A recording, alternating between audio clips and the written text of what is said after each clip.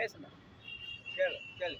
இதோட இது காய்கறி இது இது என்ன தலை? இதனோட பேர் என்ன? இது வந்து மூக்குத்தி பூண்டுன்னு பேருமா. ஆ எவ்வளோ காயம் இருந்தாலும் சரி, முட்டி எடுப்பாங்க, கை காலம் எடுத்துடணும், எடுத்தாங்க. ஆ ஆ. மஞ்சளும் இதுவும் ஆச்சி பூசிட்டே வந்தால் குணமாயிடும். காயத்துக்கு. ஆமாம், எவ்வளோ காயம் இருந்தாலும் நல்லா ஆயிடும்.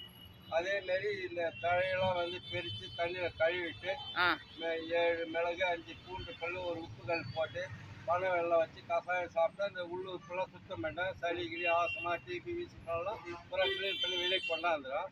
இது ஒரு அற்புதமான மூலிகைமா. இதனுடைய பேர் வந்து மூக்குத்தி பூண்டுன்னு சொல்லுவாங்க. மூக்குத்தி பூண்டா? சரி சார். காயம் இருந்தாலும் மஞ்சள் வச்சு அரைச்சி பூசுவாங்க, நல்லா ஆயிடும். அடிப்பட்டாலும் இதை பூஞ்சி விடுவாங்க, அப்படியே சாரம் வரும், அப்படியே டீச்சர் மாதிரி எரியும் சாரம். ஏன்னா அடிக்கடி பட்டு வயிற்று ரத்தம் விட்டு அப்படியே ஸ்டாப் ஆகிடும், ரத்தம் நின்றுடும், அப்படியே தோல் காஞ்சிடும். சரி. இந்த சாரம் வந்து அப்படி டீச்சர் மாதிரி எரியும் காயம் அடிப்பட்டு விடும்போது. சரி, அடிப்பட்டதுக்கு நல்லா மூலிகை இந்த பாதம்லாம் பயன்படுத்திக்கலாம். சரி சார்.